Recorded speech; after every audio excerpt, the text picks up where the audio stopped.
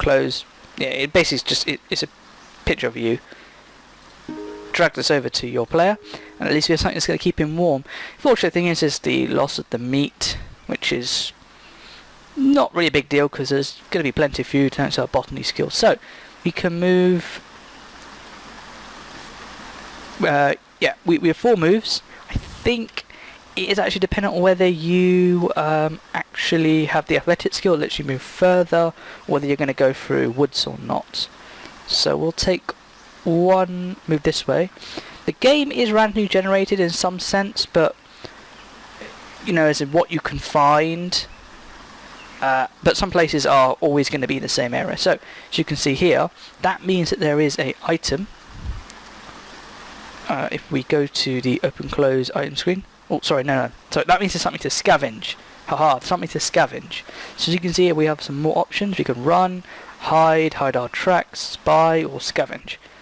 So this is the scavenging screen. You simply click on what you want to scavenge. Then it will tell you, you know, how sneaky you're being, how safe it is. That's quite important. You don't want that to be low because you might take damage, and your chance of loot.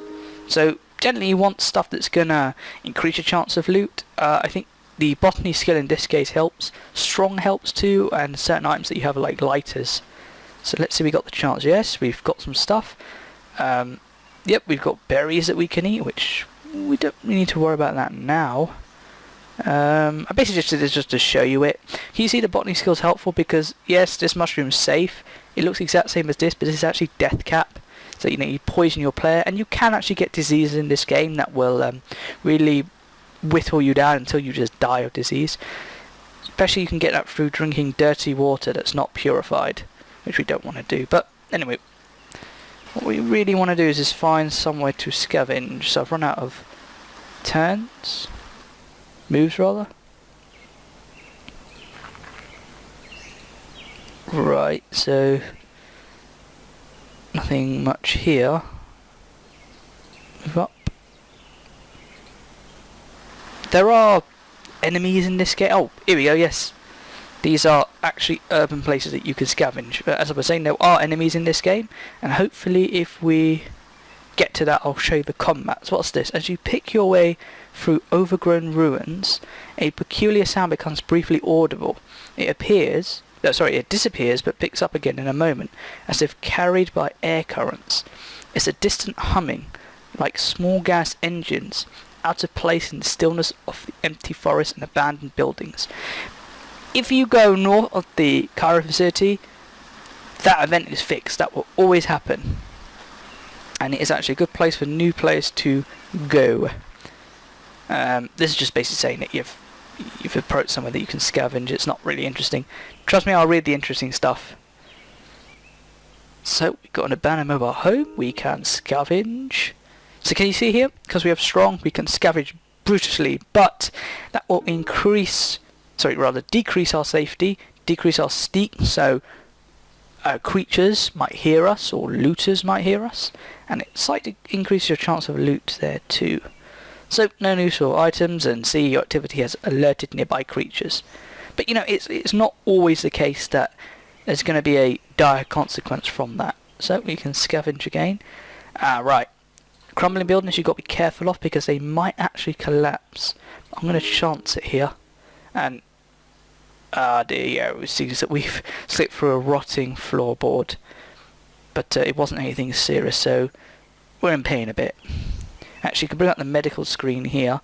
So you can see we just got a minor cut, but it's not really a big deal. If I wanted to, I could drag the rag over and heal it, but cover it rather, so to decrease infection, but that won't actually cause a big problem. Right. Yeah, any of these buildings aren't so good to actually scavenge in the beginning because we haven't really got enough, I guess, items that we can use to help us with it.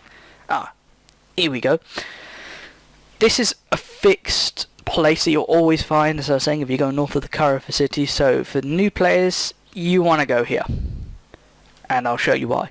So as the source of the distant sound finally comes into view, you stop in your tracks, unsure whether it's safe to continue Ahead, you see a titanic warehouse, like one of those distribution centers from before the apocalypse.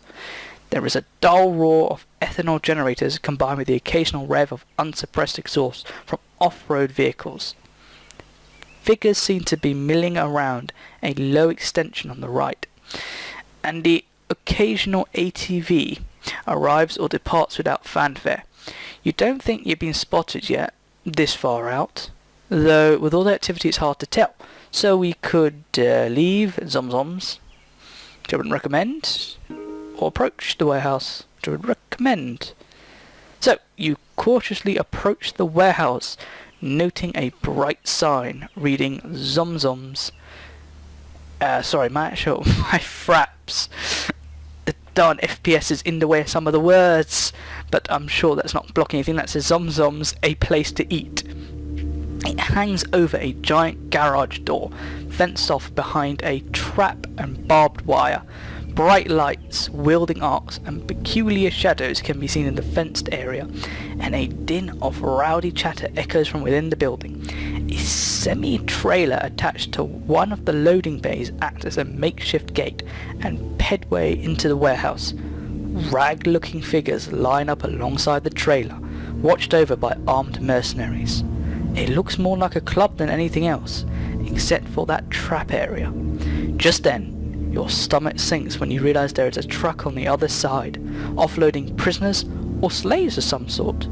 Fighting back panic, you realise that showing fear might mark you as a target, and try not to break your stride. Mercifully, nobody seems to care.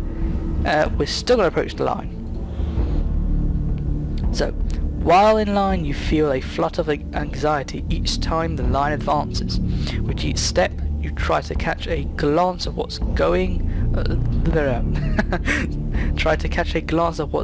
through the doorway in the trailer, but you still can't tell. Most of the people in the line are ragtag looking, wearing mismatched clothes and stinking of sweat. Wonderful.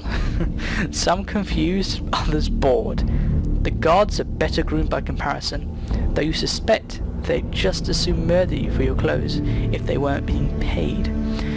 Up a few wooden plank steps, you step inside the semi-trailer, and a hollow of sounds of a crowd echo down the narrow corridor from the warehouse. To your right is a chipboard and mesh booth where an attendant is collecting fees, weapons, and stamp you before they walk down the trail into the warehouse. Stock or spectator, the attendant drones, looking disinterestedly past you. So you can go her, which I've actually never done before, or you can say spectre or stock.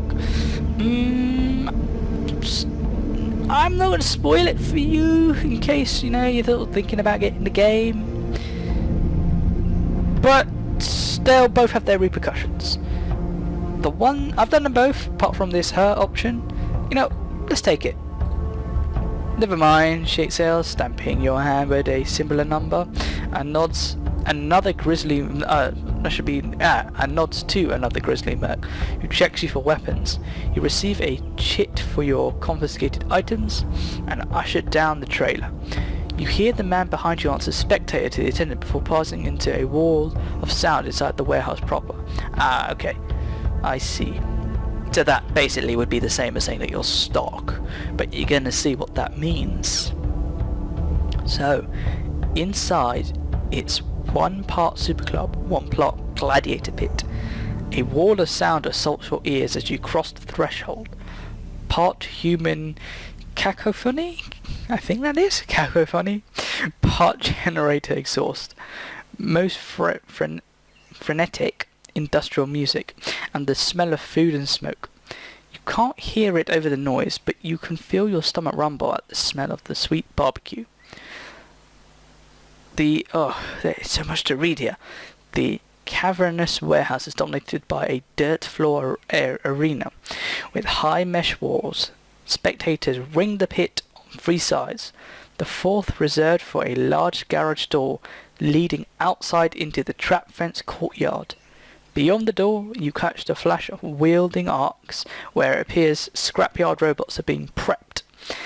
And opposite, the garage door. The thing you really care about right now, a wide booth with grills spewing sweet and spicy smoke into the rafters above. People clamour to get it and walk away with their prize smeared over their hands and lips alike. Barbecue. Oof. You wade through dirty patrons, intent on manhandling some ribs, or beans and rice, or whatever it is they've got cooking over there. Who knows how long you've been in the Cairo, and how long it's been since you've had a hot meal. Pressing your way through this final wall of hungry patrons, you get an elbow on the counter and desperately try to make eye contact with one of the servants. A few eternal minutes later, one of the apron-clad food slingers glances at you, and you nod like an excited dog. He reaches into the smoker box and withdraws a loaded skewer, placing it in your hand. Sweet, succulent barbecue. Savouring it at first, you start to grow paranoid that it will be snatched from your hands, and you bear down on it with renewed fervour, huddling with it against your lips as you absently walk away from the grill. This meat, it's like good, fully developed veal. Not young, but not yet beef. Yes, very definitely like that, and not like any other meat you've tasted.